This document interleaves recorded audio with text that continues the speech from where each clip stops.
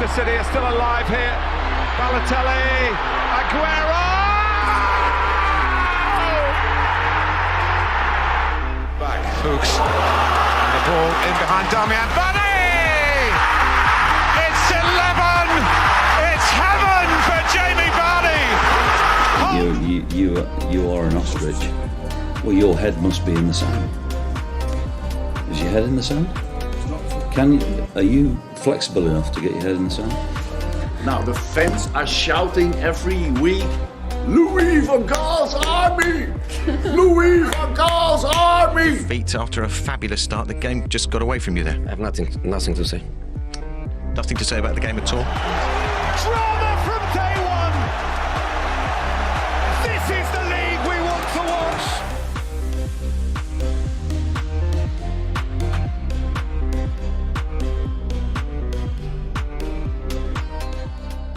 Wow. We made it. Some might say together we made it, even though we had our backs up against the wall. Don't cry because it's over. Smile because it's happened. Even though it's about to happen. It's about to happen. So we're smiling. smiling. The summer happened. That's true. But now we're smiling. Why is that? Because we got the Premier League. It's here. It's back. It's back, baby. It's not like other sports where you're like, okay, 6 months later, we're finally back. Exactly. It's like 2 months. Yeah, and then there will be like 2 to 3 months of like off season where nothing happens, and you're like, oh man. Yeah.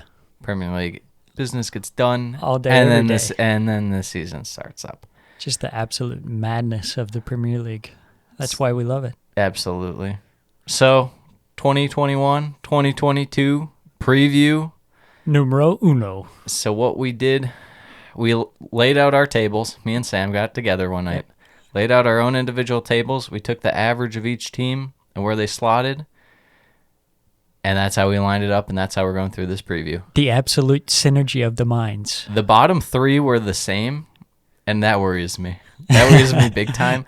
There was a stretch, too, I should preface, where, what was it, like 12 through 9 for whatever reason? We pretty much had like the exact same. We were pretty similar on most of the table, to be fair. There were a few like where it's like, okay, here and there, but most of them were like, yeah, actually this makes sense to be here and there. Yeah, it's not like we're like, all right, Everton top 4. Well, yeah. Burnley's. The only outlier was I had Newcastle 6th, and you had them 20th.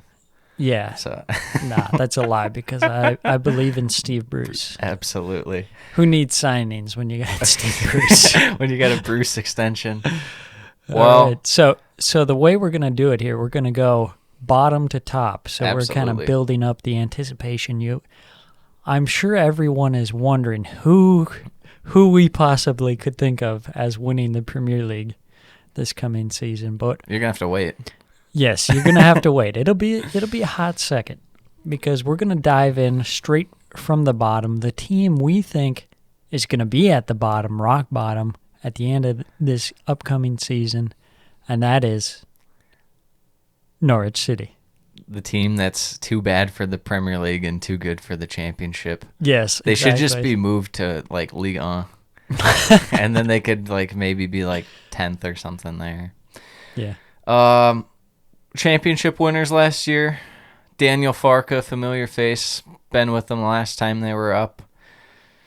What do we got, Sam? What do we got for the personnel of the club? Yeah, we've got the guys that we've known from their Premier League days a couple of seasons ago. We got Pukki, Cantwell, Max Aarons, and then we got some new additions in Rashica, Ben Gibson, and then some other players coming in. Billy Gilmore on loan. That's a big creative piece coming in there in the midfield. A big departure, though, however, Emi Buendia. And what do you think? Do you think the replacements so far are going to be able to fill in that gap? So, Buendia, obviously, massive player in their championship run. Everyone knows the stat. He has the most assists in the last 3 years in championship, and he didn't even play in there one season. So, clearly, their main creative cog out, brought in a nice sum of money. They spent it a little, splashed on some defense, splashed it on another attacking, minded kind of wide play. Well, he can be wide, but Rashica going to probably be a little more through the middle than Buendia. They've shown that they can be very dynamic in the championship, and it's just a matter of them being dynamic in the Premier League with their attacking.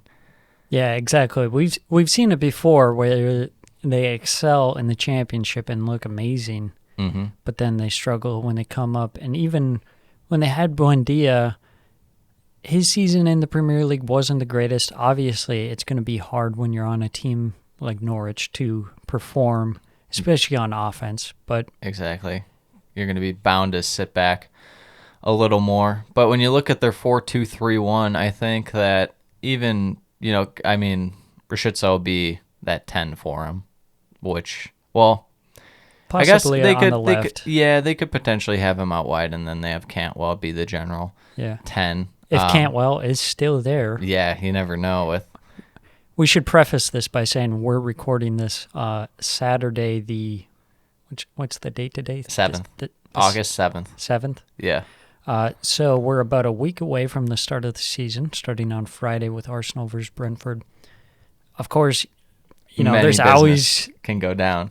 the possibility of some deadline day deals.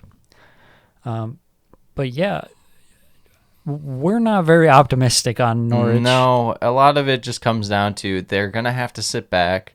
Their defense was putrid the last time they were up. They just extended their best defensive player last year, in Mr. Grant Hanley. Yeah. So, it's just a matter of those guys can make a jump. And bringing in guys like Ben Gibson, he's been in the Premier League before. He's never really gotten a full run with Middlesbrough or with Burnley. So, I suppose it's worth a chance. He's probably not going to be all that amazing. But when you're spending like 6 to 8 mil on a guy, Yeah, we saw the last time they were in the Premier League that offensively wasn't necessarily their issue. At times it was a bit dire, but they beat Man City. Yeah. Pukki came out on fire and then he dropped off, but clearly the issue was in defense. Yeah, defense and even midfield in terms of just holding possession to give the rest of your guys a breather, and kind of get something going forward, create a positive, sense of play. So for you, what is a successful season for Norwich? Staying up has to be. They're solely very incapable of it. Our ceiling that we have for them is 16th. Floor, obviously, 20th, and we have them being 20th. But the way that I'm looking at it, no Emmy, no party. It's going to be difficult. It's going to be hard to create. And I like Rashica. He's shown flashes for Bremen in the Bundesliga. Mm-hmm. He had a down season last year. Other leagues can be a different animal compared to the Premier League. Yeah. It's really something that's completely different style of play and whatnot. And I just don't know how this defense will hold up. I know Max Aarons is good.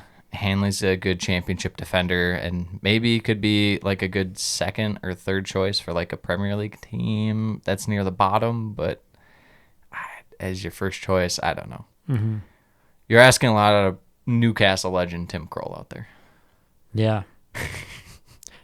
So we have no expectations of them, so there's a chance they could exceed. Basically what they need to do is just survive this year, and then maybe they can start building on something. Yeah. That's normally how it goes. You just pray to stay up when you come up, but with Norwich, the ultimate yo-yo team, as everyone calls them. Mm-hmm. Up and down, up and down. Just got to find that consistency, even if it's just for a extended period during the season. We've seen teams where they just have a run, and that's good enough to keep them up. Yeah. So it really depends on kind of what the season is looking like. Sometimes, like last season, there were a lot of good teams that were,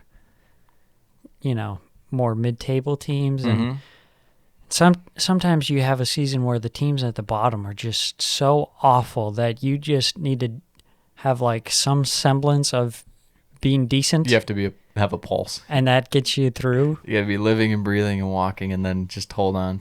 We call that Tony Pulis style out here. You just got to play for a draw. Yeah. get the 38 points, and you hope and pray. So moving on from number 20, Norwich, we're moving on to number 19, and that's Watford. We agreed on this one too. So second in the championship last year. It's kind of strange how a team can be so dominant in the championship like Norwich, and then Watford will be good, but not quite as good, and we feel like Watford better suited for the Premier League. It just goes to show you how different the Premier League is from the championship in terms of duration, long haul, stuff like that. And we've seen it from Watford. They've even years where they've been up with Norwich, they've always done better than Norwich. So right. And I think a big thing, too, was Watford has been able to keep their star players, whereas Norwich has sold Emi Buendia. So we have guys like Amelia Sarr and João Pedro, Kensema, Bachmann, Cleverly, and also Will Hughes potentially leaving. It sounds like he's on the out right now. That would be a miss for them there. Much needed help in the midfield. Definitely. So when you look at the personnel, besides the players, we got a new face in the Premier League. We got Gisco Muniz. Took over mid-season for him. I believe it was early January. Took over for Watford. 18-3-6. That's 2.11 points per match. He really got it going for him. Kind of started looking a little 4-4-2 for him. Went to the 4-4-3, very attack-minded 4-4-3. 4-3-3 rather. They're playing with 12 men. Yeah, dude, that's how you get up there.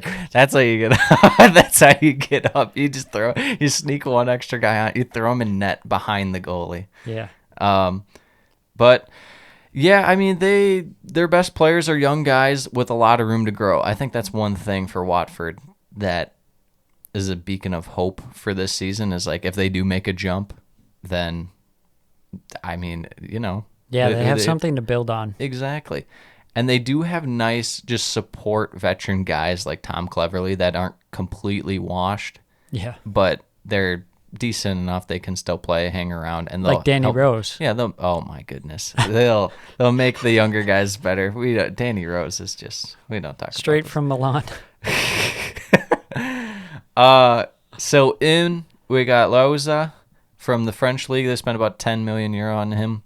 Just a solid number 8. We'll see how he adapts. Manuel Denis, Belgian player. He was a top-tier kind of prospect for a while. I'm sorry. Your French pronunciation was so spot on there. Denis? I thought we were in France for a second. Oh, my gosh. Get out of town. But he was a top prospect for a while. Name thrown around, a lot of transfers for a while, the big clubs. Signs on the cheap. I mean, it's worth the flyer for him. Sam's guy, Danny Rose. Kind of like Danny Rose, straight from Milan. Oh, my gosh. Sunderland legend, Tottenham legend, Newcastle legend. Am I forgetting anyone else? Josh King on a free. Peter Edebo from Stoke. Nice little player. Out, Dawson. Didn't even play for him last year. Ben Wilmot, a young guy, never really clicked there. And then they had Ashraf Lazar, a wide player for him. He was pretty important for him last year and the last time they're in the Premier League. So, Watford, we'll see. A lot of relies on how the young players jump and how this system that the new manager implements works in the Premiership. Yeah, so as far as weaknesses, we're looking at their end product, creativity and finishing. So last year, no one in the top 10 for goals or assists. That's kind of concerning. When you finish the year second place. Yeah, you would say. Although, maybe you could look at it as saying like, oh, everyone's helping out. Yeah. We don't rely on one person. That's one way to look at it. It's also sometimes you just need a guy to go create a bit of magic and get you a goal too. And if you're lacking that, yeah, you might be SOL. And then also the defense, not necessarily Premier League tested so far. So they had the best defense in the championship last year. With that said, unproven in the Premier League. Bachmann, good year in net for him. Troost Ekong was a very nice center back for them. He's coming from Udinese. We'll see. They gotta show it. Championship's different than the Premier League, obviously. So Yeah, they've shown that they can stay in the league. I mean, they've come up and stayed around and then got relegated. But their biggest issue is honestly the managers. The management, and they treat them like they're Chelsea. the carousel. Like, we have like 4 managers every year, no stability. Yeah.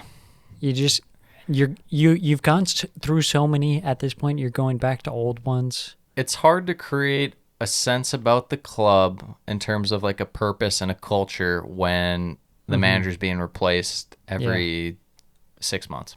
Exactly. So, well, the outlook I have for the team, young attackers will grow, but a little too much weight on them, would you say? Is it kind of ride or die with these young guys?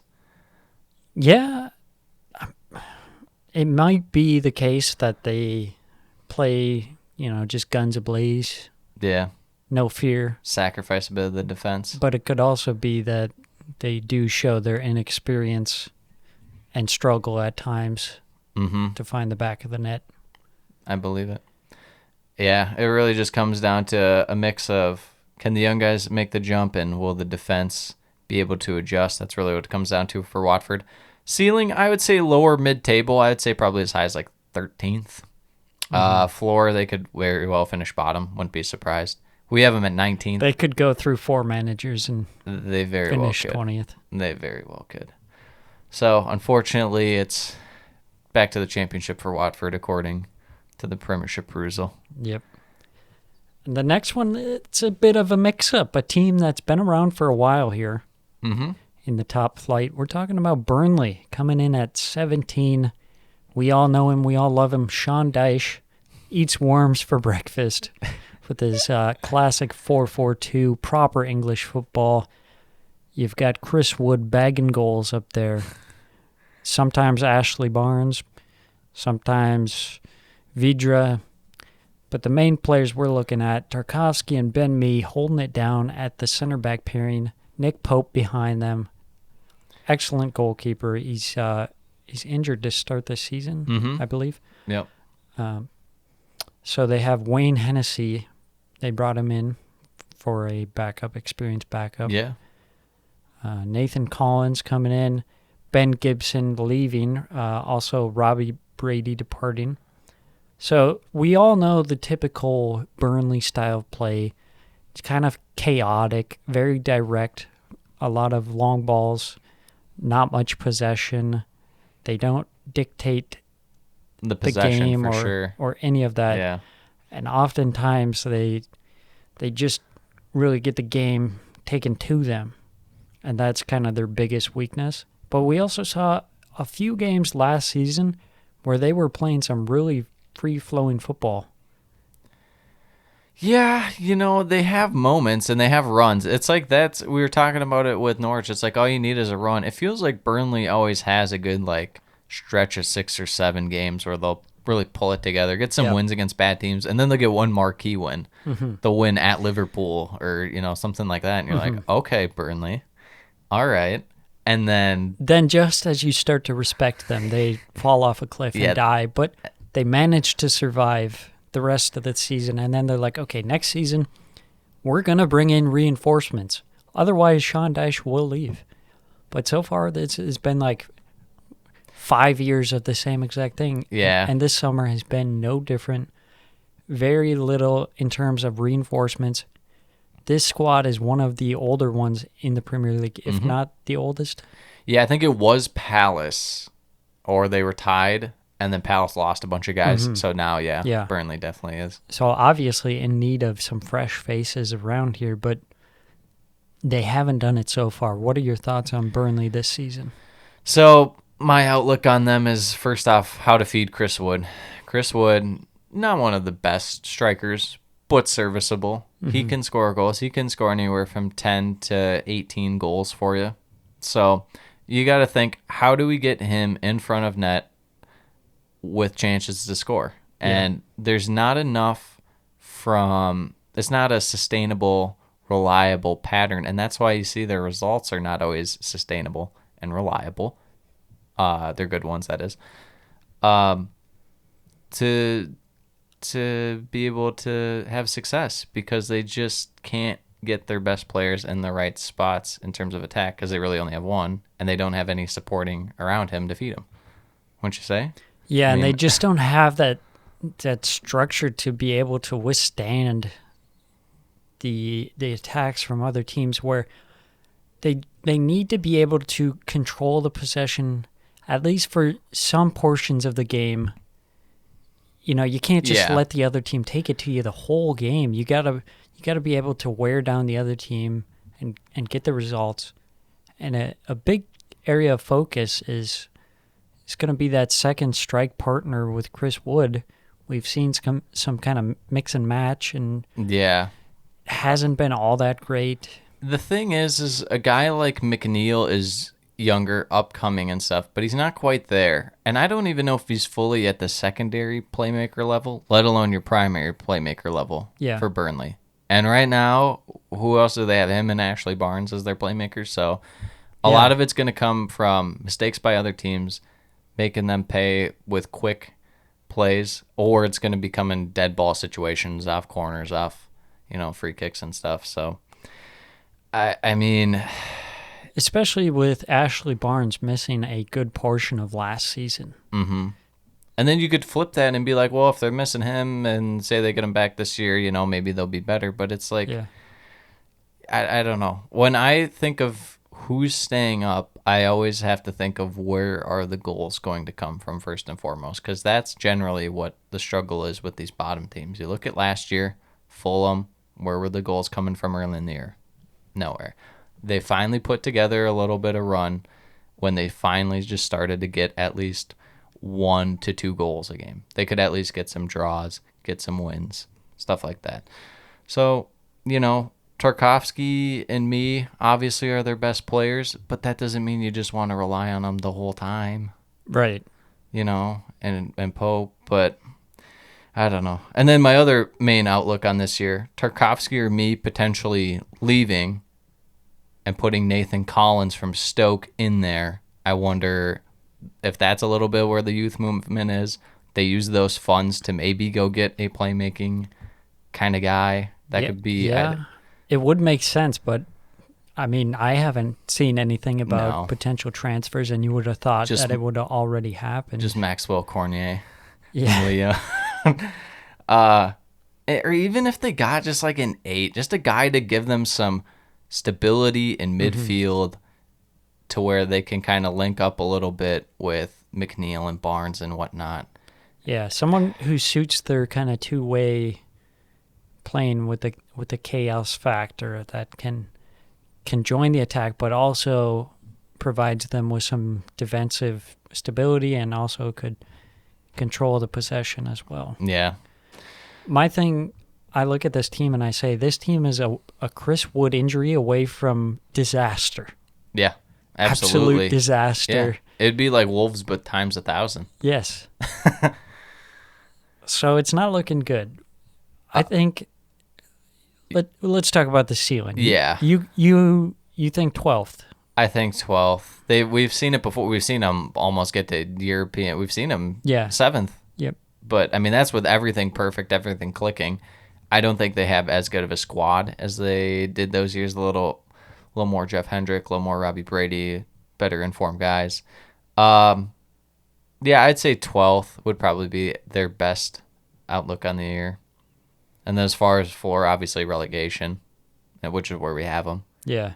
I'm surprised because a lot of people have them in that 10 to 15 kind of range. When I was looking at other people's predictions, other like articles and stuff, I think and I mean, I could just be going crazy, but I think there's something when there's like a sense of comfortability in the Premier League and you just book it in. You're like, yeah. Yeah, I think people expect that out of Burnley, that they're going to be underrated and expect them almost in a way they expect them that they're going to do bad, but that they're going to do good enough to or stay something. up. Yeah. They're like, oh, they have the professionals, and they've been there. Deitch knows what to do. Right. They're hardworking, work rate's high, stuff like that. But it's like, eventually, you can only do that so much, and then the well's gonna run dry. Yeah, there's something to be said about keeping that strong core of guys, but then there's times when you just have to bring in fresh faces. Mm-hmm. And we were talking about this at the end of last season. That 17th place finish, that should be a wake-up call, but it hasn't seemed to be that so far. No, surely hasn't. So, yep, 18th for him. Now we're out of the relegation zone. Every other fan can finally breathe a sigh of relief. And we're starting off with some newcomers. Yes, Brentford. We've talked highly of them so far in our weekly roundups. They got through last year, through the playoffs, led by their fearless leader, Thomas Frank, playing the 3-5-2. Obviously, a huge talent in Ivan Toney. Also, guys like Mbembo? There's no second B, though. Yeah, well, that's... Mbembo. No. David Raya, Matthias Jensen, and Pontus Jansson. And then, huge addition that we're kind of high on is Christopher Ayer. And then also a potential little breakout player at midfield. Yeah, Onyeka. Yeah, we're liking him. As far as guys leaving, there wasn't any real notables. The strengths, their attack-minded side, they really blend pressing with patience and possession, wouldn't you say? Yeah, so they like the high tempo, and they work hard to get the ball back. These Germans, they love the press. We've seen that with Jurgen Klopp, and it's worked. I really like that high work rate, especially being positive in the attack, too, when your team that's coming up from the championship, not just trying to sit back and, take a point here, a point there. Going for it, trying to get the full 3 points, score some goals. You have that talent in Toney. I'm excited to see what they can do. They're a team that's produced a lot of good talent. We've seen Ollie Watkins in the past going to Villa too. Ben Rama, right? And Ben Rama as well, yeah. This team just seems like they're a team that is kind of like the opposite of a Watford, where they know what they're doing. It's more calculated. Yeah, they're definitely building something, and you can at least see it. And I think that's why you might have more confidence in it, because you can at least see what they're going for, what the plan is with Brentford. And plus, I mean, this is just selfish by me, but they do play an attractive style, right, compared to other teams. So, maybe we bumped them up a little for that. It can't be ruled out. We respect them for that, having that ambition. But even though it might be pretty at times, it might not be so pretty at times. It can be risky, when you don't have the best players in midfield and in defense. It can really leave you out to dry, to say the least, if you get caught with a high line and stuff. Yeah, the high line, you really got to rely on guys having a lot of pace in the back. Mm-hmm. Obviously, Ayer, he's very tall. He's pretty fast as well for how tall he is. I don't know if he's fast Sergio enough. Ramos speed out here. But I am looking forward to watching him charge forward up the pitch and join the attack. That Absolutely. should be fun. So my outlook, championship virtuoso Toney. Is he going to translate, Sam? I think so. I think he looks like he has a lot of confidence. He had a great season last year. Honestly, I'm surprised no one was in for him. Maybe they just thought that Brentford wouldn't want to sell since they came up. Potentially. I mean, who knows? I know Brentford's willing to sell guys, but after that year, the price tag was probably pretty high. Yeah. And for a guy who's, even though he played well in the Premier League, or not the Premier League, English football just in general, still, like we talked about, there's that gap. He's got to make that jump between the Championship and the Premier League. Will he do it?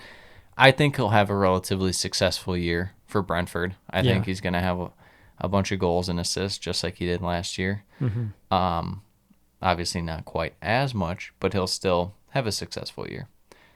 And the other thing I want to talk about is, will the tactics work out for Brentford? Because we've talked about it.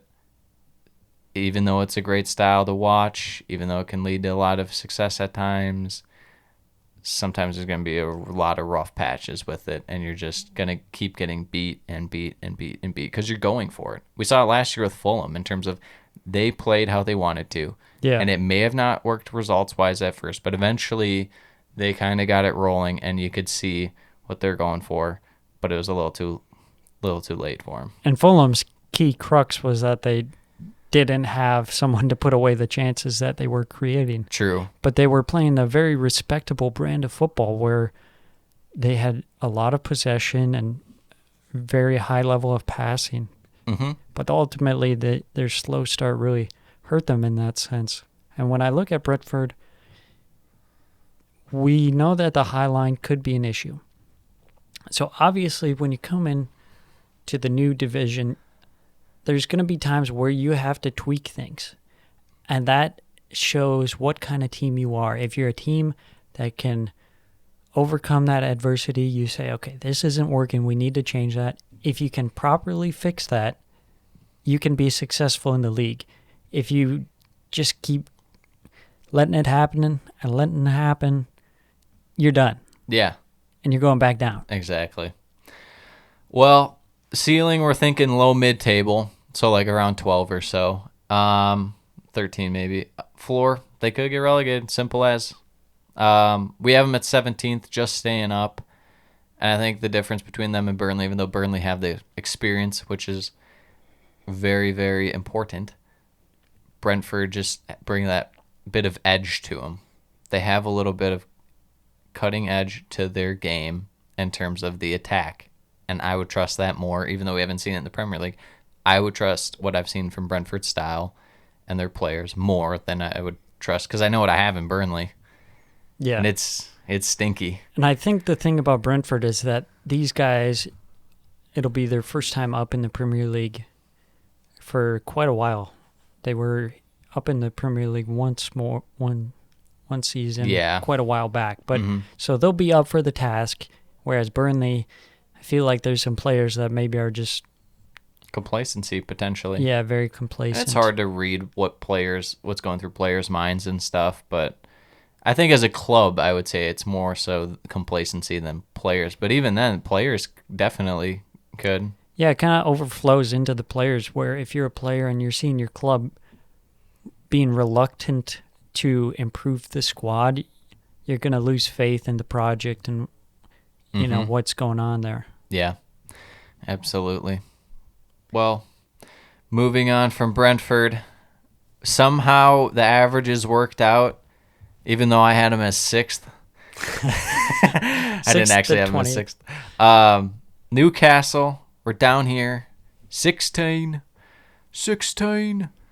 Last year finished 12th. They still have the legend, Steve Bruce. Lord Steve Bruce on a fresh 3-year contract extension. Oof. Personnel-wise, we're looking at 5-3-2 or 3-5-2, depending on the opponent. Sometimes they'll get a little frisky and feel they can push a little more forward in midfield. Major players for him, you already know. My guy, Alan St. Maximin. Callum Wilson, massive player when healthy. Jamal Lascelles, a rock in their back line. Also dependent on health. Absolutely. And then this man's just dependent on, you never know. Dropping dimes. Yeah, because he's chaotic neutral. John Joe Shelby. You don't know what you're going to get with the man. Just pinging long balls. The toothless aggression out of him now because he lost his one tooth last year. In.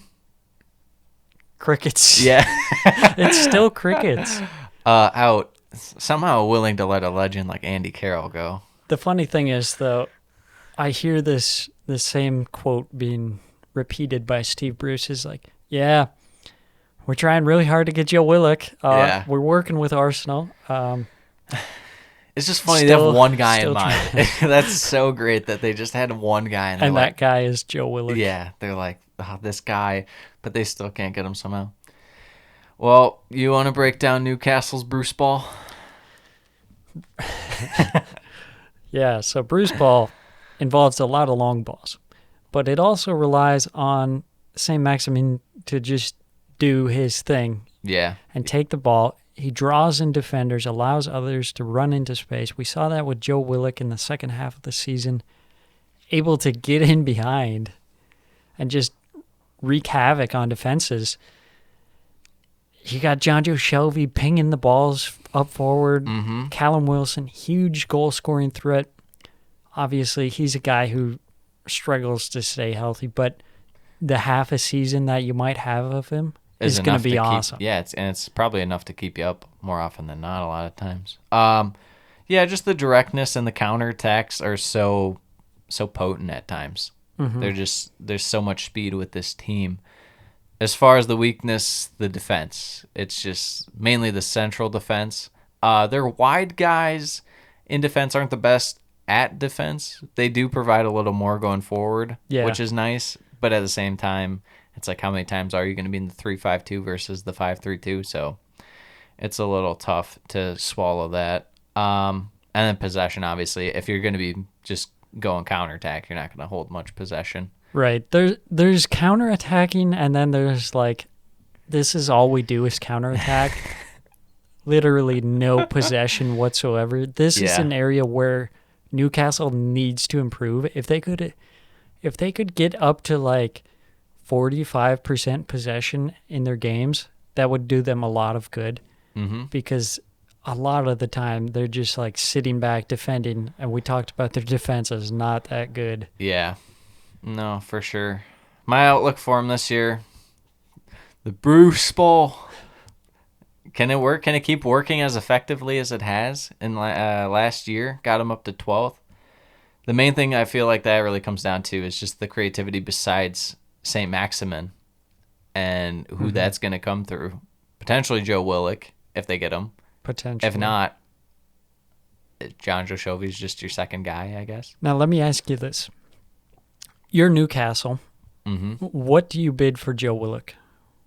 After what he did last year, I would say you have to do at least 20. Okay. It might just blow up in your face, but I mean, what he did last year for you, and you could just say it's a hot run, but yeah, it was clicking for him. I was thinking 25 million. If Ryan Brewster goes for 20 mil. Yeah, then 25. Joe Willock is 50 mil at that point. Oh, gosh. Yeah, well, Ryan Brewster doesn't count. That was just always terrible. Another massive thing, Wilson's health. We've talked about it. It's just got to stay healthy. He's a Chris Wood kind of guy who can just bag you goals all the time. So yeah. And then the defense not getting any help. Why?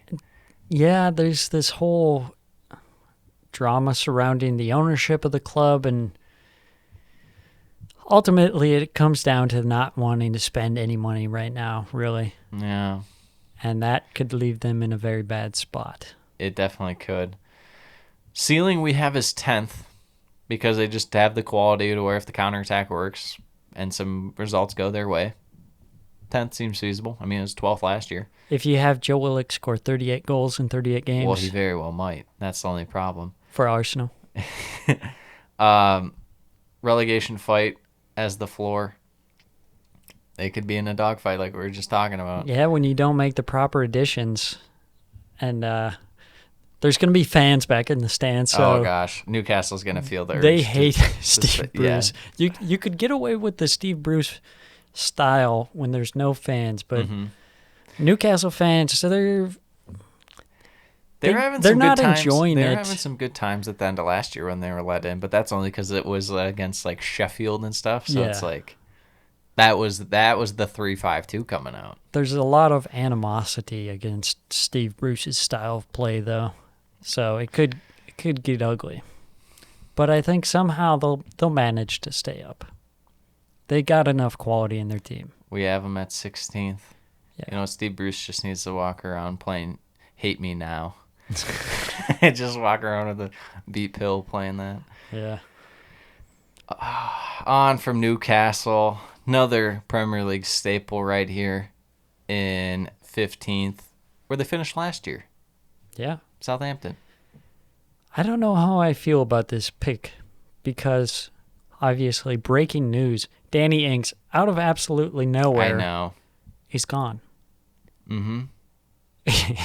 Yeah, I mean, to be fair, we did this on last Saturday. We came up with our predicted tables. So Yes. this is pretty much 2 weeks removed from the year. Right. So this was with Ings. How much would you drop him? Maybe to 17th? Maybe 18th? The people that I'm seeing as their potential replacements have not been all that impressive in my eyes. I hope they get Armstrong. I know Palace is being linked with him. I hope they get Armstrong. That is kind of the key factor. Who gets Armstrong? Yeah.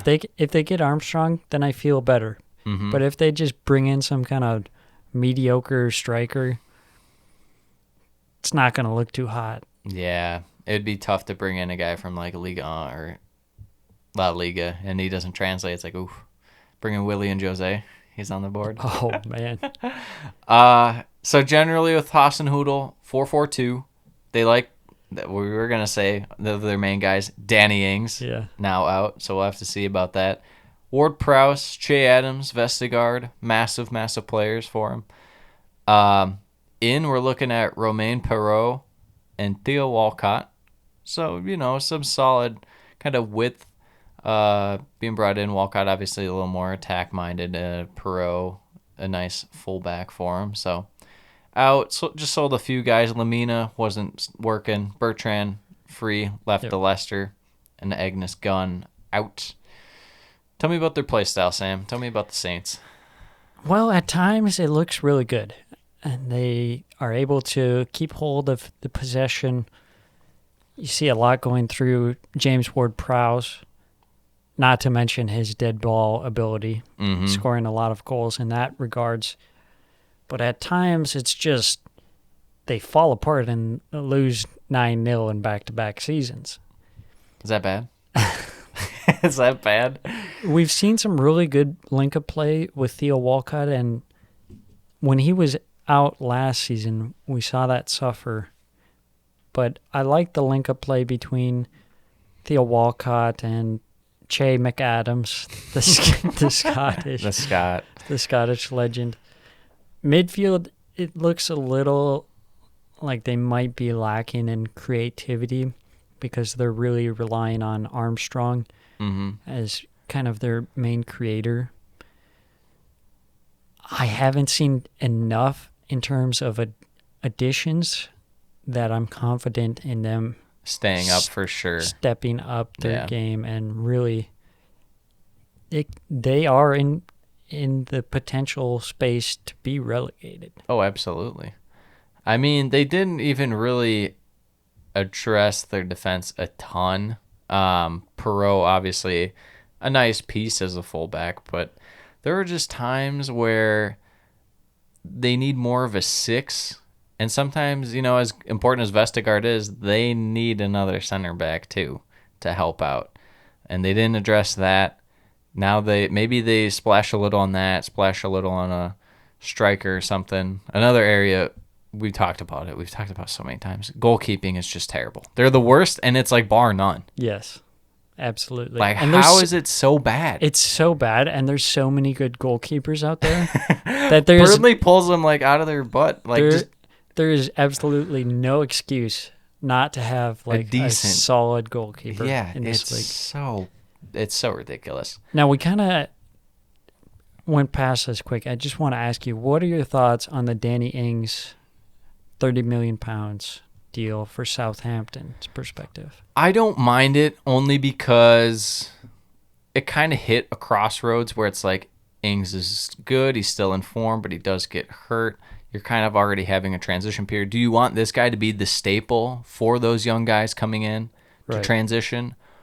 Or do you want to use Ings as the leverage to get you more money to bring in either another young attacking player, maybe a 6 that can kind of cover the back half of the midfield into your defensive third? Or do you just want another center back or a goalkeeper. There's so many options. They have so many holes. That's why I don't mind selling Ings, and the price is fair. 30 mil for a man who's as good as he is. 29 injury prone. So a lot of people were thinking like, oh, this isn't enough. I think that's plenty. That's plenty, honestly. I would say so. I think it's good for both clubs, to be quite frank, and we'll get to that on Villa's end. But yeah, I don't mind it. It just depends how they put it into the team with not much time left. Yeah, that is the issue. My outlook, they brought in a little youth, brought in, in Perot, but and they did sign, we didn't mention it, but they did sign a few youth guys, one being a Chelsea player and a couple other guys, but yeah, they actually signed, I forget what his name was. Two Chelsea youngsters. One of them is a very highly touted player. They signed up for like 4 or 5 million euros, I believe. Yeah, I was reading that people were saying he was like the Academy Player of the Year last season.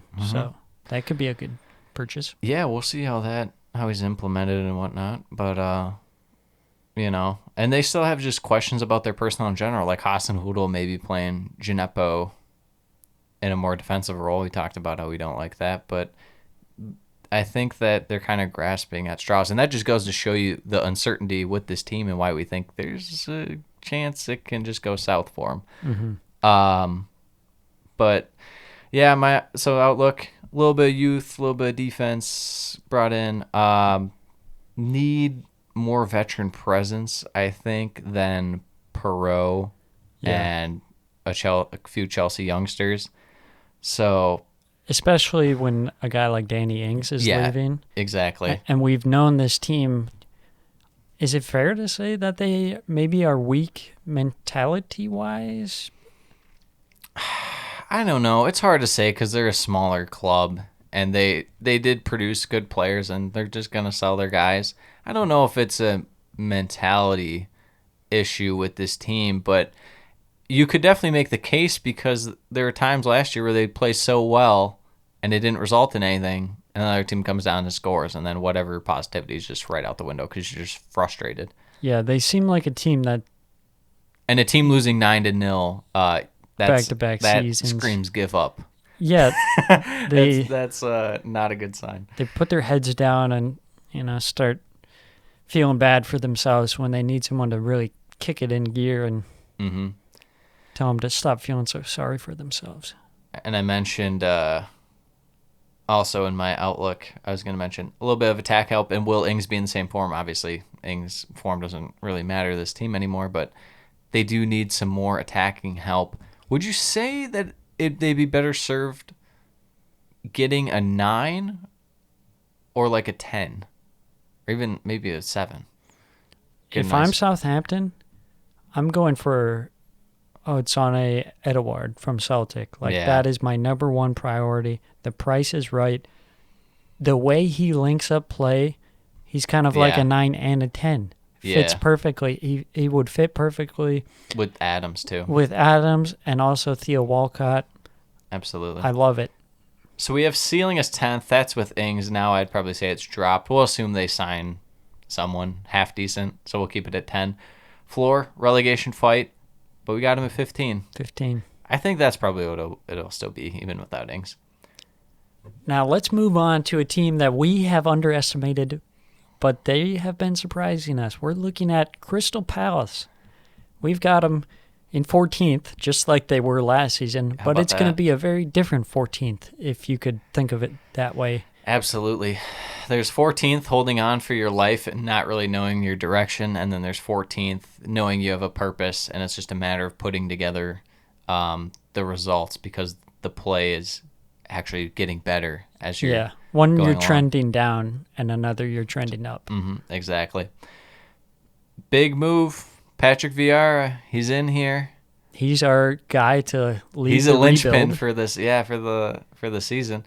4-3-3 typically out of him.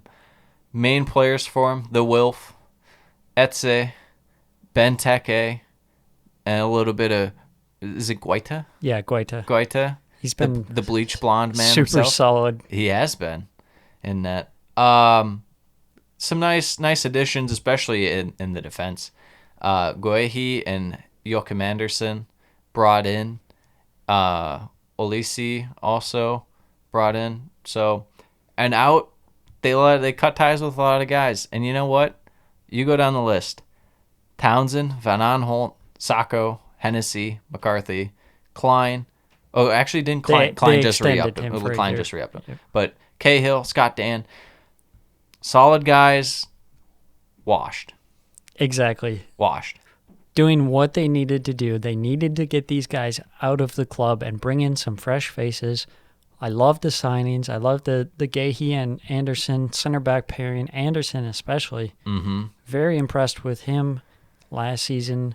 Great leadership skills. He's a young player, and I think he has excellent resale value. I think he'll be going to a top club, you'd think, for probably a $50 million move. More than likely. You could see him slotting in at Chelsea or maybe even Arsenal in the future. And we see Olise, another one of these signings where they take a young guy from a championship team that needs to sell, get him on the cheap. Yeah. That's exactly what we're looking for. We're not looking for some old washed up guys. We're looking for some youth movement. Yeah. The only question is Vieira the right guy to lead the charge? Well, I'll let you tell me that, and I'll let the Premier League season tell me that. I'm a little more open to it than you are, but I don't love it. I don't love the move. I wish it was someone that he was either a little, say, younger and kind of bringing different ideas and stuff. We kind of know what VR is, and he's not a bad manager, not awful in terms of what he's done in France, just underwhelming at times. Mm-hmm. I would have rather seen them try and go. I mean, I'm sure they kicked the tires on a bunch of guys, but maybe like Eddie Howe or something with the way this team's kind of building. But, you know, there could be worse guys they could have brought in, but is Vieira the best one they could have brought in? Absolutely not. Yeah, I look at this and I think I give it a C as a hiring.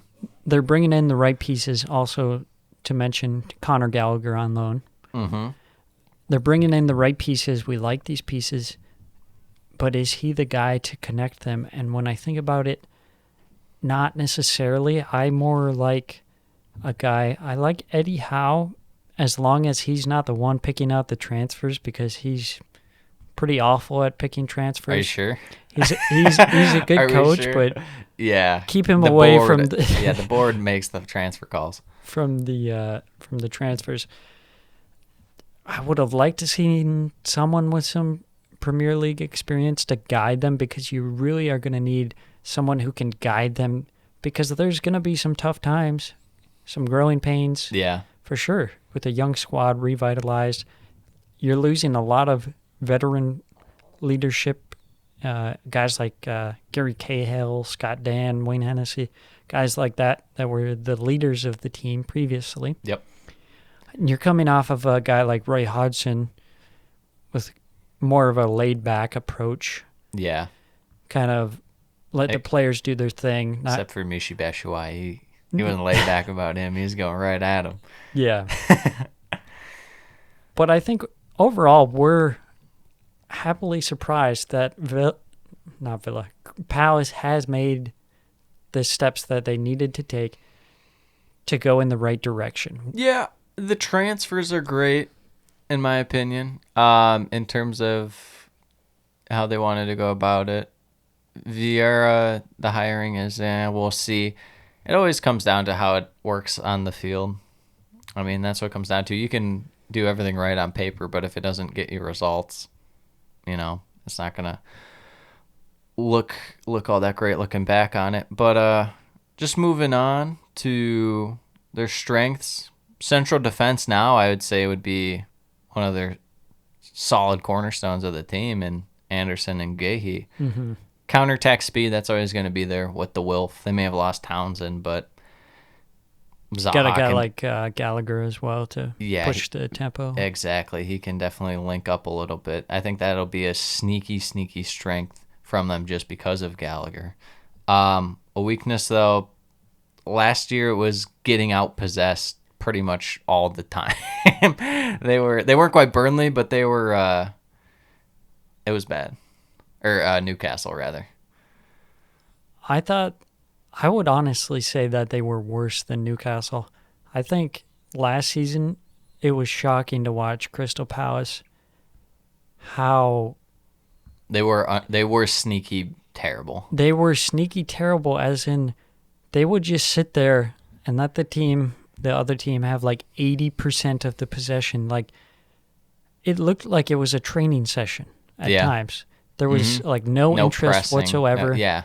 And I think that came down to a lot of guys were Older guys. Older Roy guys. Hodgson's kind of, he's on his way out and stuff. yeah.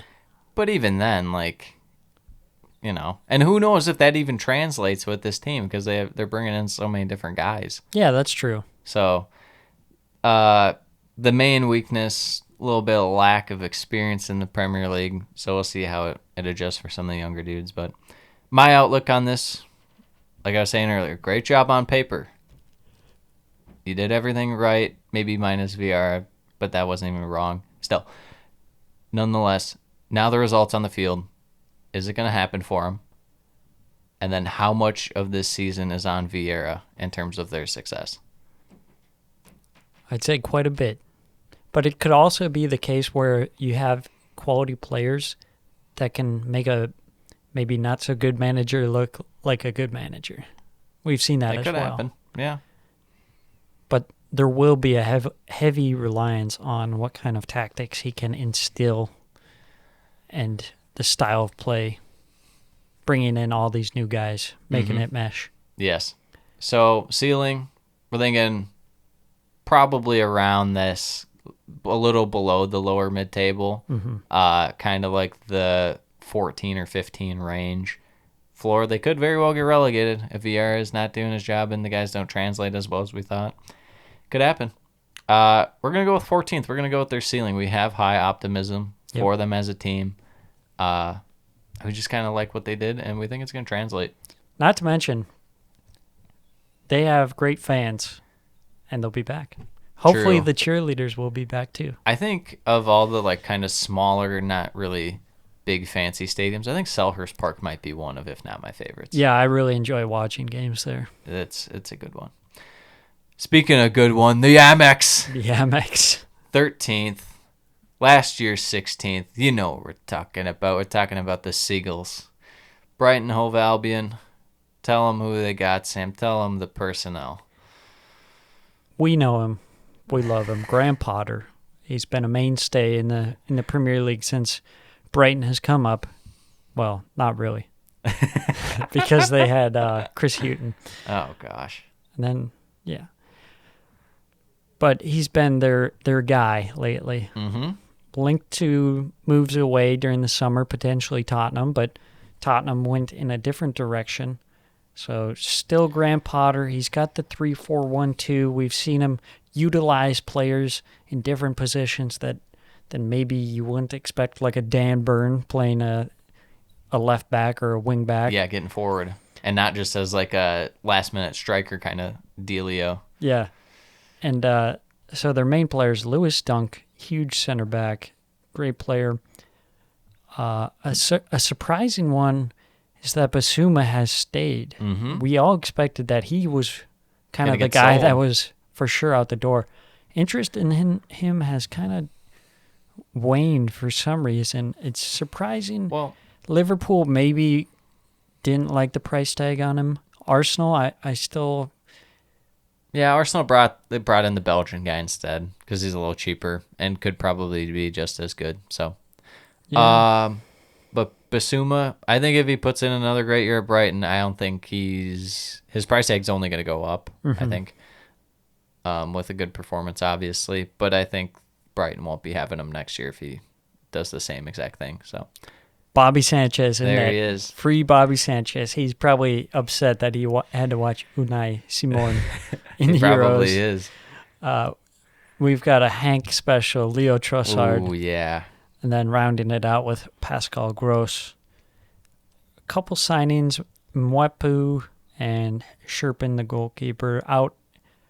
Proper and Matty Ryan. Johan Bach for a measly £900,000. Their strengths. They at times play some nice possession football, creativity. They're strong in defense, very strong in defense. Great especially aerial in the air. aspects. Goalkeeper, they always seem to have a solid goalkeeper. Yeah. Midfield, we saw Basuma running the games. Tackles and interceptions galore out of that man. Yep. The weakness, it's a big one. Big shining weakness. The 9 is just not quite as good as you would like. Their finishing is just not really there. We've mentioned that we're not big Maupai guys here. And obviously that goes to show it. We're not huge analytics guys necessarily. We dabble in it. We take a look, but we don't just go solely off that. More so you than me. I'm much more of a eye test kind of guy. Yeah, I'm more balanced when it comes to it. Their analytics are very, very, beneficial to Graham Potter and his style. And it's like they don't convert as much as they should when you look at the stats for everything when it comes to attack. So if they could maybe get a 9, how much would that spark this team, Sam? And what could they be doing if they actually had a real 9? It could take them to the next level of status where they're a solid mid-table team, even potentially fighting for the Conference League, Europa Conference League. But they haven't shown that intensity in wanting to sign a guy. I forgot to mention the big departure, Ben White, £50 million going to Arsenal. They bring in those kind of funds. Heavily linked with Edouard from Celtic, but those links have come from the Scottish papers, whereas the local papers are saying, that's not really going to happen. But you're looking at this. Brighton defensively, they even without Ben White, they have serviceable guys in Webster and Dunk. And, they extended Webster. They're definitely solid, and they can replace internally in that position. Whereas we want to see them go out and get their number 9, spend the cash. I would have even liked to see what Aston Villa have done, where they spend the money first and then sell the player. Yeah. So they get the better deals that way. I really like that. We'll touch more on that when we talk about Villa, but it's so obvious. That is the one position that they need. Yeah, and you'll see that if you watch them for one game. You're like, oh, this team, they're doing nice, holding up defensively. Oh, they're moving the ball around, they're spraying around the field precisely. There's a chance. Oh, it's just, it's out. It's an upper deck. Neil Maupai. That's the running joke is the expected goals. They have like the highest expected goals, but don't convert on those chances. Maybe Graham Potter just really believes in Neil Maupai. I know we don't. Yeah. Maybe he'll have a breakthrough year and never. That would be hilarious because we would sound so stupid. I know. Well, we're always vindicated here on this podcast. Just remember that. The outlook for their season, strength and defense, but how much will they be missing Ben White? I don't think so at all, really. I think it'll be a minor change because they already have guys who fit the system. I think the lack of Ben White won't hurt them in defense. I think it's going to hurt them in terms of going forward and pushing out from the back a little bit because Ben White is spectacular at that. Exactly. But the thing with Ben White is just that he hasn't been a mainstay at Brighton. He was only there for a season. Yeah. He played at Leeds. That's a fantastic point. And we've seen Dunk and Webster be able to do it too before where they can kind of go forward. They're just not quite as good as Ben White. Ben White is a special player, so we'll see how they replace it. I think, like I said, defensively, it's not going to be a huge loss. Attacking, the jury's still out. And who will be the regular guy to score and set up for this team? Because they kind of have just like a hodgepodge of guys that contribute. But you just need at least one guy who has like at least 10 goals or at least 10 assists. You need someone that's in double figures. That's how I always look at teams. I'd like to see the assist figures if they did have a goal Well, scorer. They could really get They some would be high totals. They probably have a bunch of guys at like 5. They just have like a ton of guys at just like Yeah. 5 assists. Yeah. Yeah, so, a lot of it, and hey, there's still plenty of time. It is getting a little late, but still some time. Maybe they bring in a guy at 9, and it'll change our prediction. But ceiling, we have them at 10th. Floor, right above relegation zone. I think it'd be hard to see them being relegated, seeing as how they haven't been relegated with this virtually the same exact squad. Prediction, we have them as 13th. I think that's fair. Yeah, I think the ceiling heavily relies on them bringing in a new striker. Mm-hmm. I think without a new striker, I think 13th is probably their ceiling. Yeah, they're how do I say this? I'm lacking the word that I'm thinking of, but they're kind of just a low ceiling, high floor kind of team. Yeah. They're not going to be too dramatic in terms of where they might finish, I would say. But they could be a high ceiling team. They could be with a striker. So, who you want to talk about with the striker? He's back right here. Last year, 13th. This year, we got him at 12th. It's Wolverhampton. New manager. New manager. Bringing in another Portuguese, sticking with the same thing. Good. They got Bruno Lage. He likes the 4-4-2. They like to go with the possession from the center backs and central midfielders, distributing the ball out wide. Of course, looking for Traore, huge piece in their offense, trying to whip in those balls, getting guys overlapping, and looking for those runners centrally, which was something that they clearly missed with the Jimenez injury. Mm-hmm. He's back this season. Is he going to be the same player? We'll see. I'm skeptical, Yeah. but it would be nice. Yeah, one thing I noticed when I was watching a little bit of Bruno Lage's team in Benfica is how compact they are in midfield at times, especially defensively. So the thing that's nice for Wolves is they, in terms of their pressing patterns, it's very similar to what they did under Nuno. So they press the least amount in the attacking third, and they're like kind of middle/lower of the pack in the bottom, and then in their own half, or their own third rather, they kind of pressed a decent amount as more like mid-table. But so there's something with the tactics where it kind of overlaps with Nuno. It is very similar. So that's one thing I think that they have going for them this year. It'll be interesting to see if they do go with the 4-4-2 or stick more with the back three kind of wing backs that we've seen in the past. Yeah. Well, from what I saw under Bruno's previous teams, they do get their wide defenders forward quite a bit. So even though it was a 4-4-2, they were still pushing pretty far up. Mm-hmm. So I wouldn't rule out a back three and just having a guy pivot.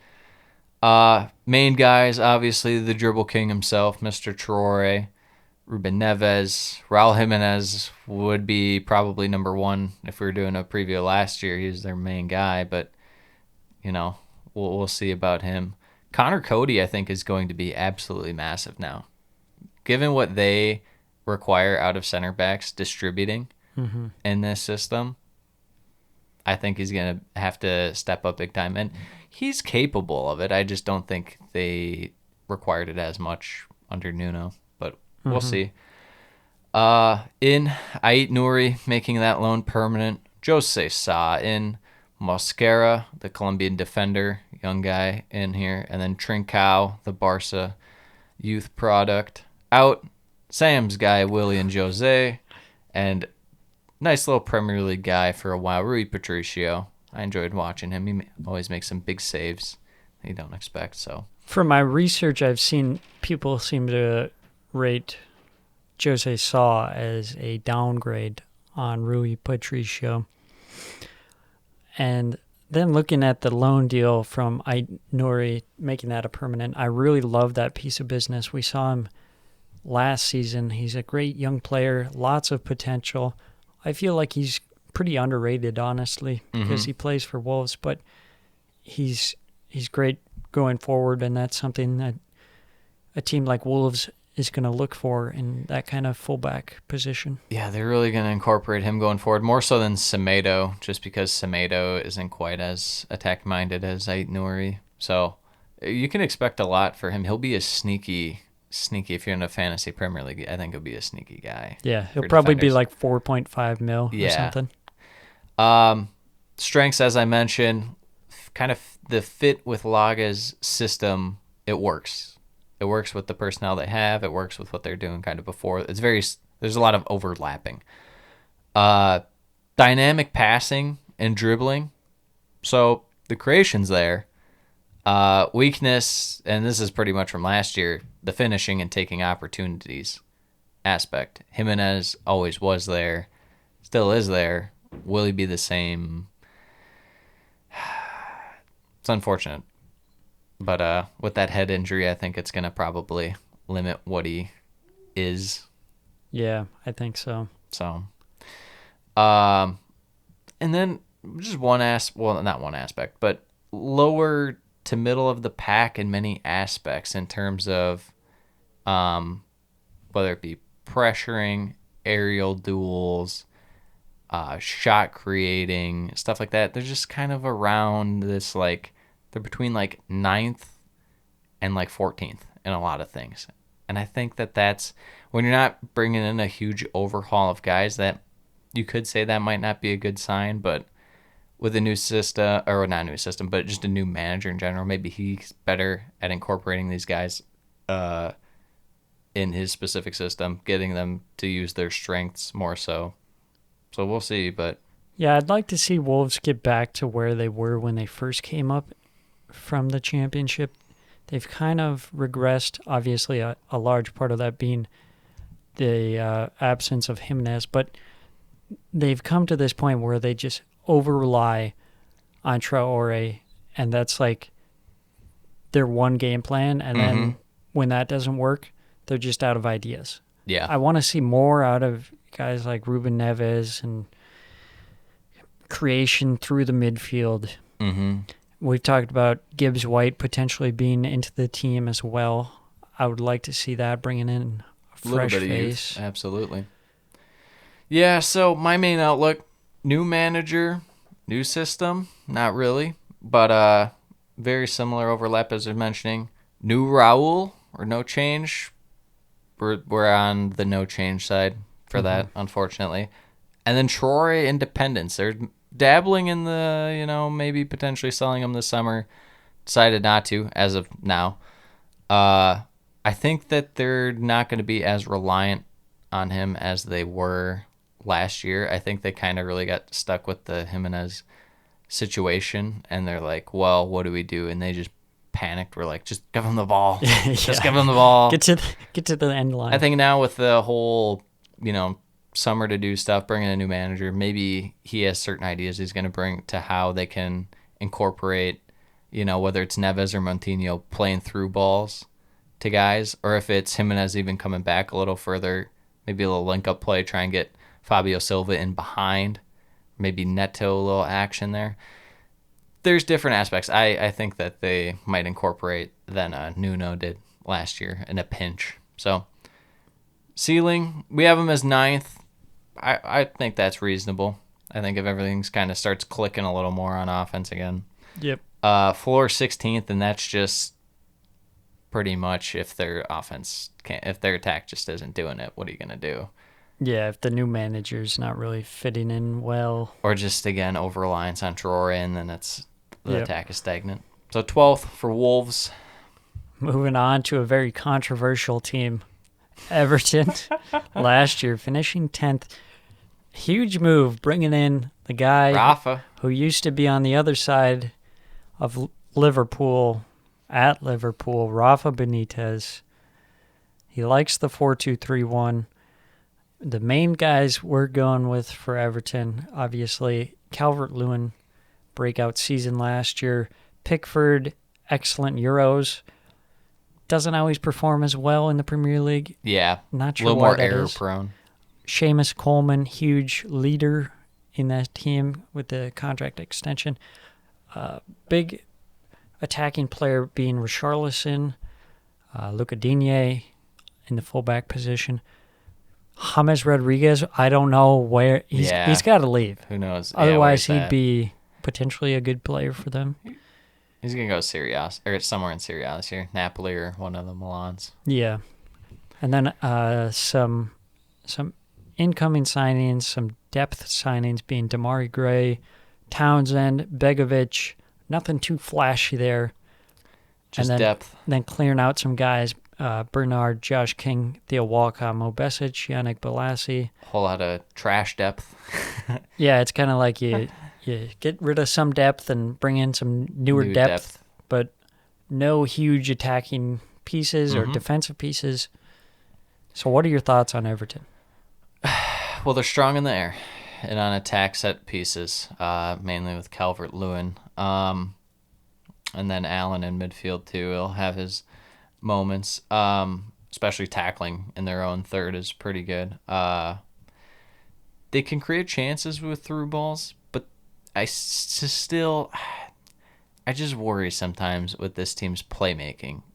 Even like their goal scoring, Richarlison had a down year last year in terms of efficiency, but say he bounces back to his, just being like average, you don't really worry too much about that. And Calvert-Lewin, even if he takes a step back, it'll still be a good year. So the goal scoring's there, but just the creativity, I just wonder where it's going to come from besides guys like Digne, Yeah. And especially if James is leaving. That's what I was accounting for, is that he's not there. Yeah. And we know Gylfi's situation, so. Right, they're looking really barren in the Tom Davies. the attacking areas. I think that's going to be a key factor of. They haven't shown much intent this summer in terms of signings. They're No. kind of just going to roll with what they got. True. Another weakness would be defending in wide areas. Even certain times through the middle of the pitch, they really kind of just let the other team prance through on them. It's not okay. But also kind of below average in shot creation and goal creation in general. And like I was saying, that's with James and Gylfi. Yeah. So what are you going to be doing? Honestly, Everton just feels like they're in a club that's spiraling. They're going to be good enough that they're not going to get relegated, of course, but they're really. We thought with Ancelotti they kind of raised themselves up a bit, especially at the start of last season. They looked really good, and it kind of faltered off. And then Ancelotti just dipping. Yeah. I'm going to Real Madrid. Yeah. And then you bring in a very controversial managerial choice with Rafa Benitez. You've divided the fan base. Some fans hate it. Some are like, it's okay. Yeah. And then you're not bringing in any additions that make your team any better. Mm-hmm. Whereas some people seem to have an opinion about Damari Gray being a guy. He's not. He's just a guy for me. Yeah, personally. There's a reason why they signed him for like 1.5 mil. Yes, one very low. Yeah. You don't sign a guy for that much expecting him to have an impact. Yeah. So, my outlook on him, middle of the pack in most areas. How is Rafa able to break them out of this spell, out of this mediocrity, for better or worse? How is he able to do it? By making them worse. Yeah, it'll definitely be interesting to see, what they do if they, because Rafa, even at Newcastle at times, he had some moments where it looked like they were actually kind of building something. Mm-hmm. Kind of, they had like a little bit of an identity and whatnot. And that's even with some Newcastle players that were no bueno, to say the least. So I think he'll be able to get a lot out of the attacking guys. I do worry a bit about the defense with this team. And then Calvert-Lewin's consistency was a bit streaky. Even though he had a good year, they came in bunches. Yeah. Let's just see if he could maybe be a little less streaky, a little more, he just has good runs for extended periods of time. It's going to be hard, though, without the the setup service. for sure, absolutely. So this is a team we're looking at. If Palace is trending up, Everton's trending down. Yeah, to say the least. Ceiling, we have 8th. They could do it. They have some guys. They could be a little frisky. Floor, I'd say 13th or 14th, somewhere around there. We'll go with 11. 11 feels about right for this team. Yeah. No real threat of going down or excelling. Very stagnant. Yeah, exactly.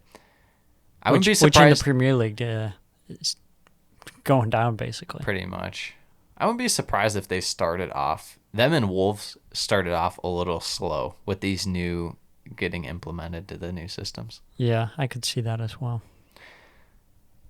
All right, we got one of our 3 favorite teams right here. Yeah, some wild times over at Aston Villa. We've got them coming in at 10th. Mm-hmm. And that was dependent on Grealish. Yeah, at the time, I might Grealish just was leave it still at there. 10. You just want to leave it at 10? I'm not opposed to it. We'll leave it there. We'll get to the floor and ceiling and whatnot. But So, a great season last year. Star player being Jack Grealish. Got Dean Smith running the 4-2-3-1. Great midfield, Tom McGinn, and then John? I don't John know why I McGinn. wrote Tom. John McGinn, yes. And then we got Tyrone Mings in the back. Emi Martinez bringing in The Emmys. the Emmys. We'll just have to. It'll just be the Villa logo on an Emmy. They That's got the their new guy badge. early, Buendia. They did their business. They also brought in Ashley Young. Ashley Young. Not too bad. And then I don't know what his wages are, but not too bad. from Bayer Leverkusen, they brought in Leon Bailey. Leon Bailey. Finally, and now Danny Ings. and Danny Ings.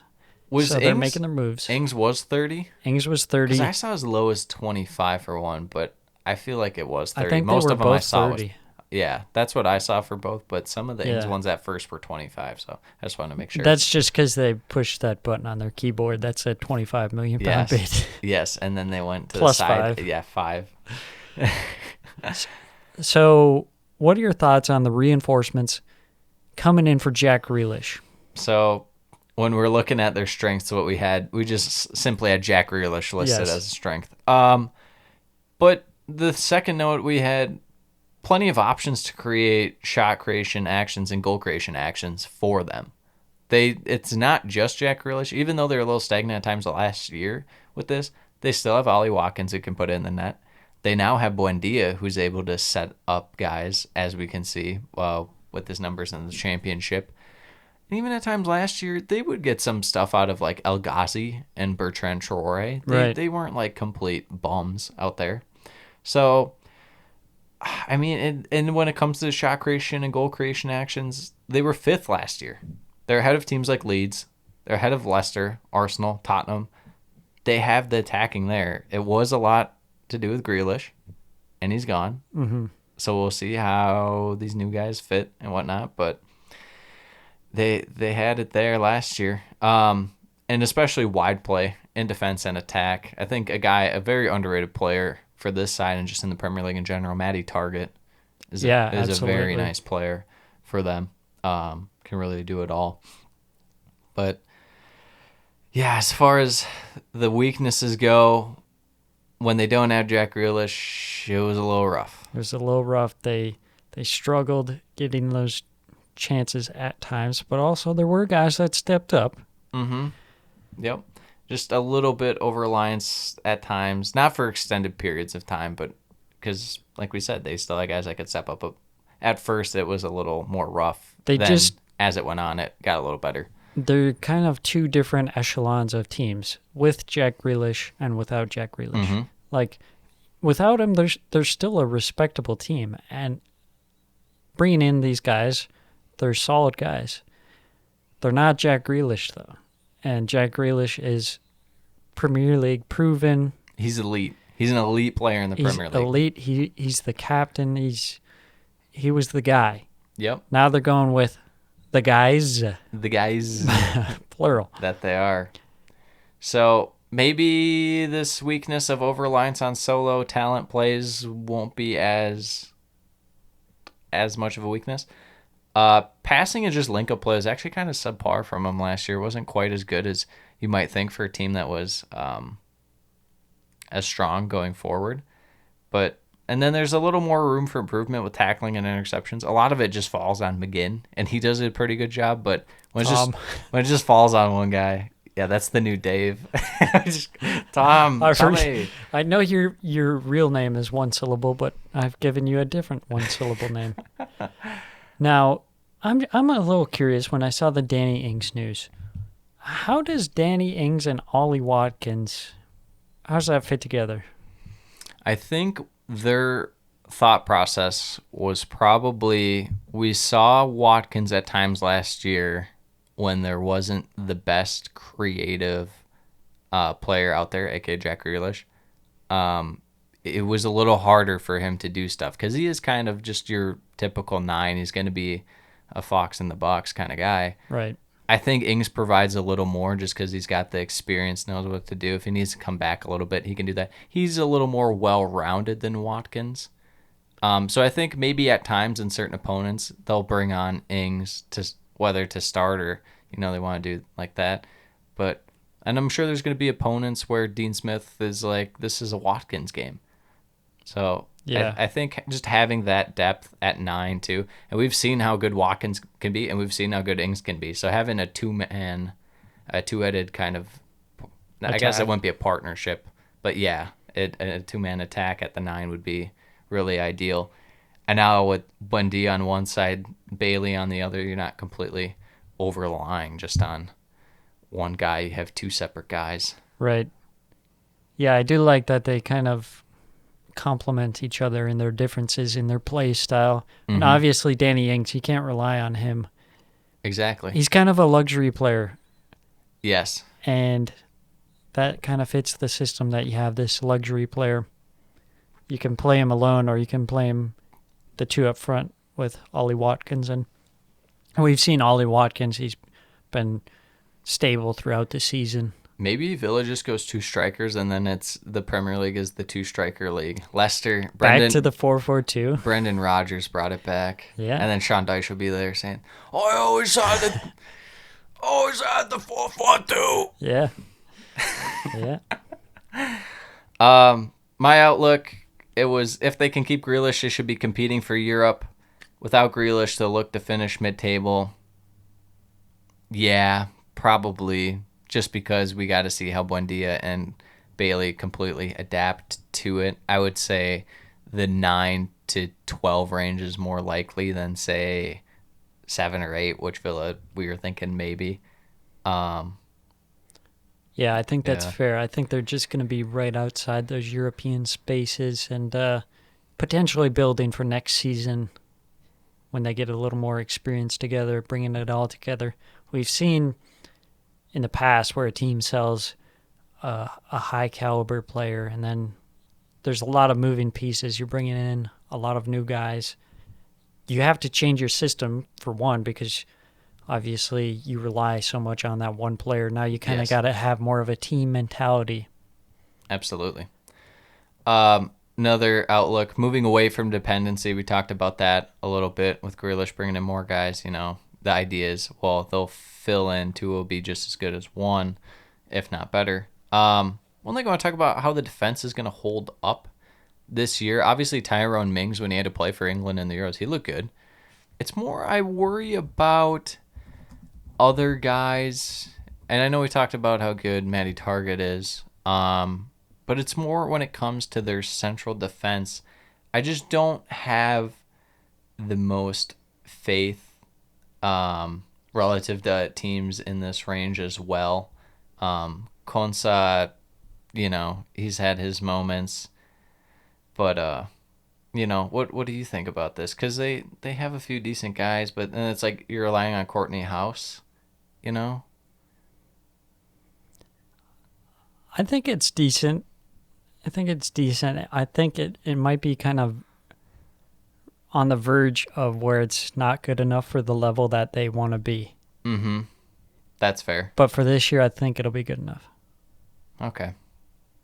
You talked me out of it a little bit. Yes, I've talked you off the ledge. I wasn't even really that worked up about anything, but you still talked me out of it. I think they're definitely solid players. So ceiling with Grealish, we have him at 7th. Floor without Grealish, we have him at 14th. Right now, I would give them their current squad ceiling 9 to 12. Well, 9 to 14, I guess. But I'd personally say 9 to 12 is more 9 likely. 9 to 12, yeah. Feels right. So, all right, vibes. Vibes. Can they continue the vibes? Last year, best ever finish, West Ham, 6th place under David Moyes, the mad lad himself, rocking the 4-2-3-1, pragmatic in approach. Key players being Soucek, Soufal, Mikel Antonio, Declan Rice. They've got a couple nice additions in. Yeah, Craig Dawson. Craig Dawson featured on loan. Yep, officially made that purchase, and then they get Areola on loan with an option to buy. So solid signing there. Felipe Anderson out, really the only notable guy, and he was on loan last year. So it's like, what do you? Yeah, not much going out that way. And I suppose if you want to include Balbuena, he featured at times from last year, but he wasn't like a main central defender. So their strengths being the fast build up we saw with Jesse Lingard last season. Mm-hmm. No move on that so far. It doesn't seem like that's going to be happening. I don't think it's going to happen. And that's, that's okay because West Ham were still good without him. It just, Lingard really helped them in that second half of the year and kind of propelled them a little bit. But yeah, we touched on it that potentially Ben Rama can fill in that space. He's kind of coming into his own. Mm-hmm. We saw that. Hopefully he makes the jump. He'll be an important guy for him this year. Another thing they're amazing at, too, is just dead ball situations. And that just comes down to Soucek a lot of times. He's so good in there. He's the best aerial player in the Premier League, in my opinion. Some weakness, not the best at passing. They were more in the 13 and below kind of range for a lot of passing statistics. They don't really press that much, and they're not super efficient when they do it. And then just in general tackling, especially in the mid-third, is, it feels like they're a little over-reliant on Mr. Rice at times. So, one thing I would mention on the weaknesses we saw last season, their tendency to have a hot start and then kind of squander. Yeah. And part of that's just like controlling the midfield and then just immediately losing control of that and letting the other team kind of dictate how the game's going to go. I suppose if you want to, the center back pairings weren't the best last year. Hopefully that, there's a little bit of growth there. But, I'd say my main outlook for West Ham is just the next man up mentality that they have, as they had all last year. And who's going to make some jumps? Will Jared Bowen make a jump? Will Ben Rama make a jump? What are your thoughts? Do you think any of those guys? I really like Jared Bowen. That's because you're a Hull fan. I just don't know if he can put it together. I hope he does because he's a fun player to watch. I think he's solid because he's kind of like a Trossard kind of player, a little more wide than Trossard, but as a secondary guy, and he's not like young, but he's relatively a younger guy. Yeah, he has. So there's room to grow. So yeah, I like him as a secondary guy for him. He's a great option off the bench. Absolutely. The main thing though, no Jay Links, no vibes. Oh, Question mark? No, dude, the vibes will be there. You see Declan Rice during the celebrations, you already know. But he's been at West Ham. Yeah, it's not going to be the same vibes, but there will be some vibes. Come January, they're going to be like 15th, and they're like, Jay Links, we need the vibes. 30 mil, right? Bring back the vibes. 30 mil. And he's going to be in like the depths of the Man U reserves. Mm-hmm. One thing speaking of depth, I was wondering, are they deep enough? They have some guys that get injured, a little injury prone. Yeah, that is a concern. I don't know if they're super deep. Especially like Antonio. They didn't really bring anyone in, so in terms of depth pieces. Mm-hmm. Yeah. So we'll see. I want to believe because Moyes is just a great manager, and you mentioned how he's just pragmatic earlier. there are times they mainly went 4-2-3-1, but there are just times during the year where he'd mix and match so well. Like, okay, they might match well with our strengths, but we know their weakness, so we're gonna play a little more away from how we normally play and exploit their weakness. Yeah, he was super good at understanding other teams' weaknesses. Yeah, I know Pep and whoever wins the Premier League gets Manager of the Year. Moyes was Manager of the Year last year, like bar none. He deserved it. Like bar none. Yep, I agree. But it'll be interesting to see, and we'll see Soucek and Soufal. I mean, they're their main guys, and we'll see how they hold up after amazing years last year. Another thing on the depth, though, is they're going to be playing in Europe. You need that depth. Oh, that too. When you have games on Thursday and then right around the corner on Sundays, quick turnaround, you need depth. True. And we've seen where teams don't properly prepare for this, and then it hurts them in the league. I'm just thinking about now with Antonio, with Cresswell. Mm-hmm. It's oof. This could be a sore spot for West Ham. The only thing that would outweigh that is seeing Mark Noble in the Europa League. That would be so good to see him taking on like Trabzonspor in Turkey or something. That'd be awesome. So what are we thinking for their outlook on the year in terms of where they might slot in the table? So I think we're in agreement that last season was kind of the peak there. Mm-hmm. And the ceiling we're looking at is going to be 8th. Yep. I think due to the Europe, having that go on, and you have a lot more games. True. It's a lot of travel. There's something to be said when a team doesn't have to play in Europe and they can just focus on the Premier League. Oh, absolutely. Like last season, West Ham, especially when you have guys that get injured, that extra rest is very important. Mm-hmm. So, ceiling, we have 8th, floor 14th. We've seen West Ham not too long ago when they were dire. Yes.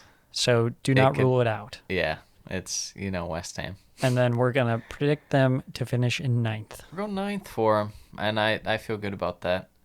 Now we got the ultimate favorite team here. We went with a favorite team in Villa, another favorite team in West Ham, and now we got the ultimate favorite team. The favorite team. Leeds. Last year, 9th. Mr. Bielsa's back. Marcelo himself. 3-4-3, you already know. Jackie Harrison, official, permanent. What was the fee? Was it 13 million pounds. 13. Great deal of business. Bargain. Junior Firpo from Barca, another young player. Defender with a little attack-minded presence for him. Out, Alioski, Pablo Hernandez. So the talent leaving isn't huge, but massive, massive Leeds culture guys going out the door there. Yeah. And important depth pieces. Who's going to make Pepe get a red card next season? Alioski's gone. The North Macedonia man himself. Well, there has to be at least one North Macedonia player in the Premier League, so someone better sign someone. They're going to sign Pandev. Yes. They're going to go partnership Pandev and Bamford up top. No, that's going to be Brighton. Oh, my goodness. Burnley. Yeah. He is the ultimate, Burnley kind of player. Yeah. Strength. Everyone on the team has high work rate, which results in good and effective pressing. That is a massive part of their game, is pressing, putting that pressure on you to make you play the ball you don't want to play or play it how you don't want to play it. The absolute cornerstone of the Leeds mentality. Yep. Never stop running. Never. Massive, massive part of their game as well. Counterattack play. They have some very quick guys, some very skillful guys with the ball at their feet. I'm thinking Rafinha, especially last year, kind of a breakout kind of player for him. Some people questioning how good he is. I think, was that, maybe it wasn't Roy Keane, but someone called out Rafinha not too long ago. The respectable Roy Keane and his brilliance. Someone called out Rafinha, and I was just, couldn't believe it. Unbelievable. So, we know what their brand of football is. We know their strengths. What about their weaknesses, Sam? Their weaknesses, we saw earlier in the season last year, the defense was a little shaky at times.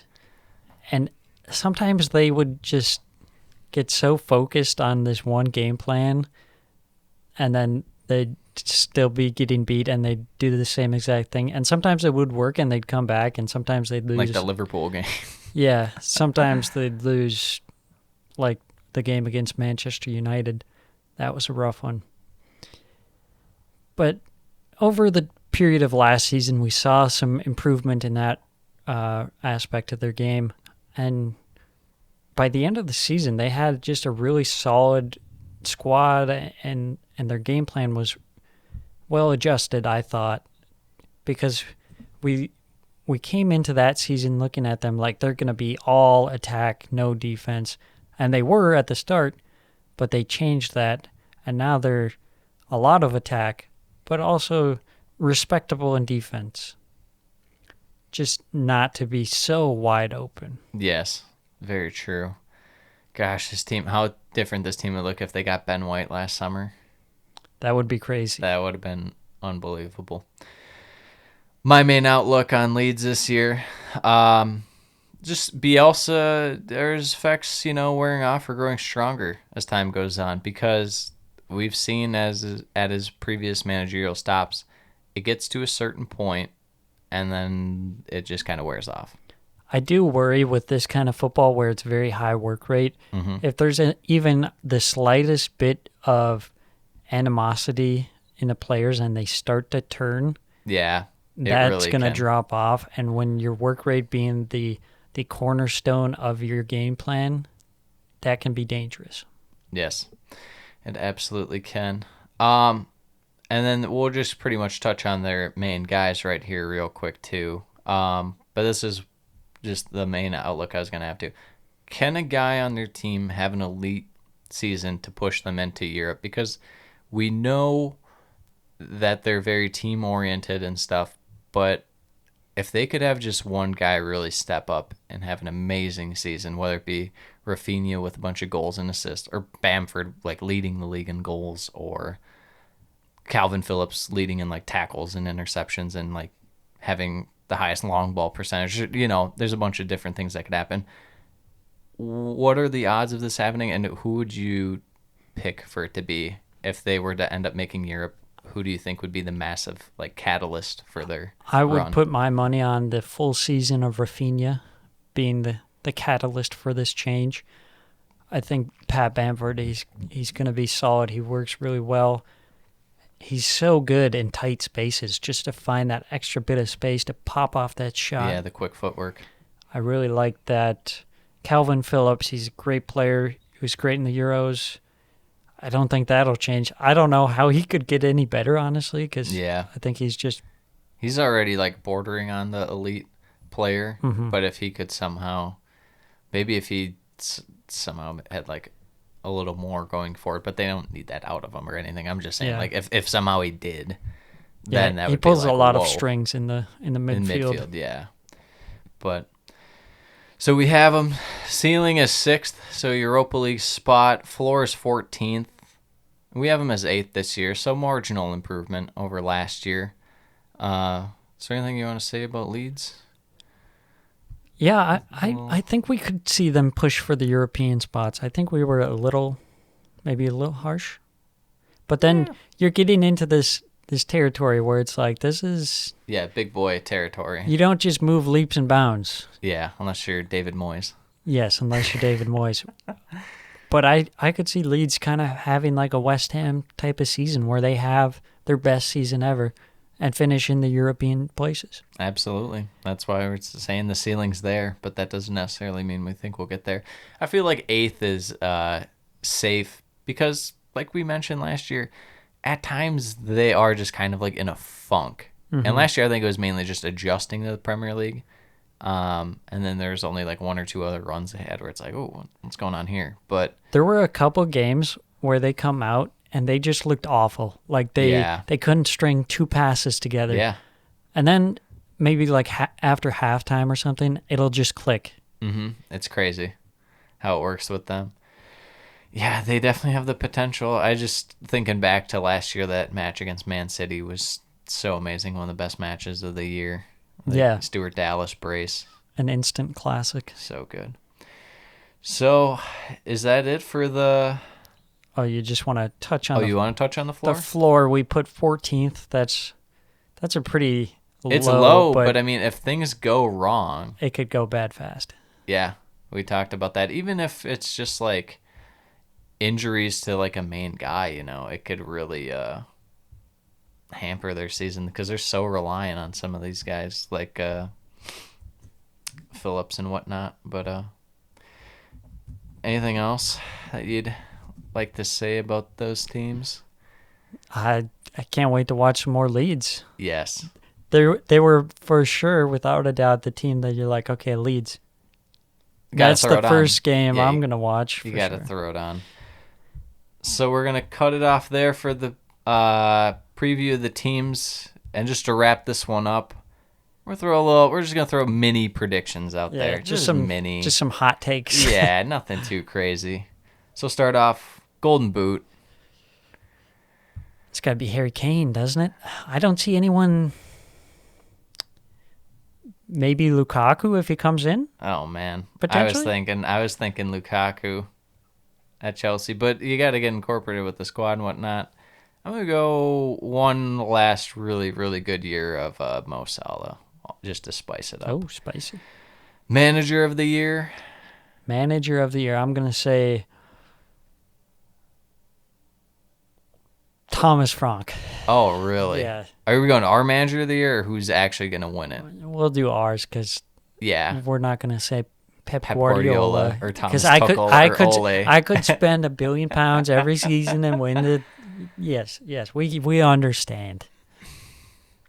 I'm gonna say that our guy for the manager of the year will be Dean Smith and what he does Okay. with Villa. Okay. I I could also see it if it's gonna be a top team.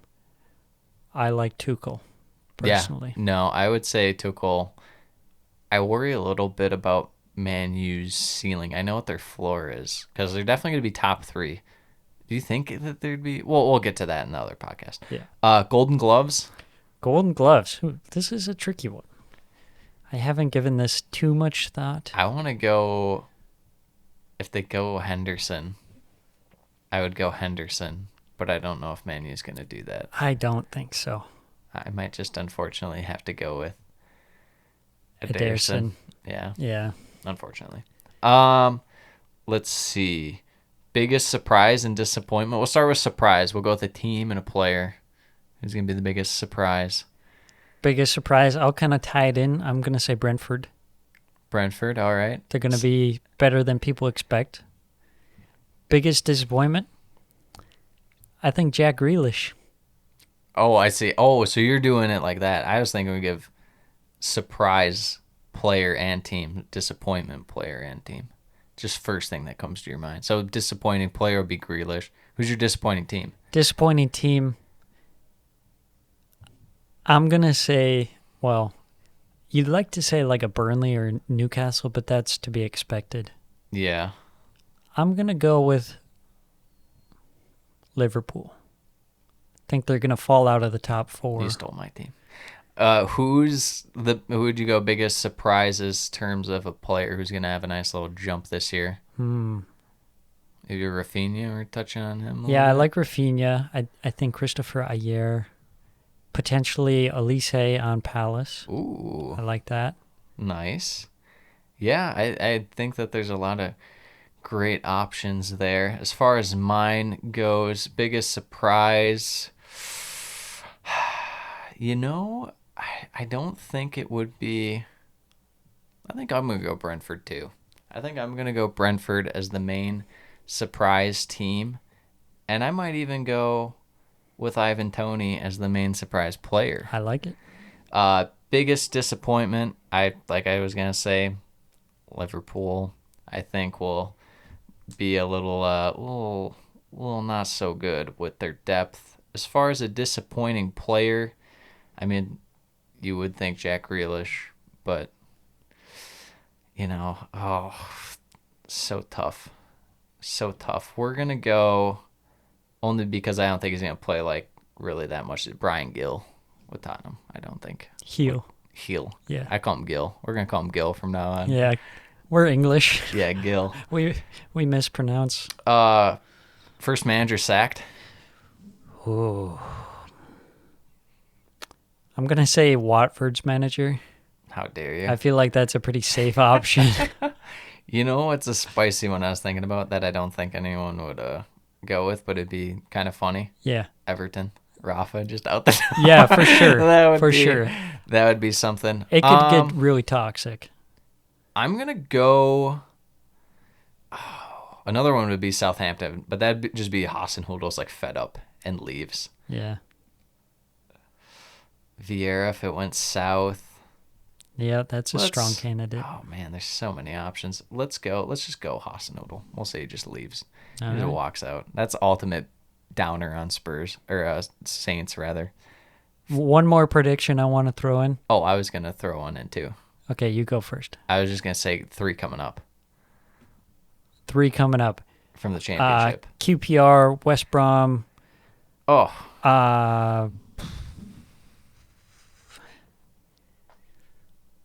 Fulham. oh, Fulham. I'm going to go Bournemouth with Scotty Parker.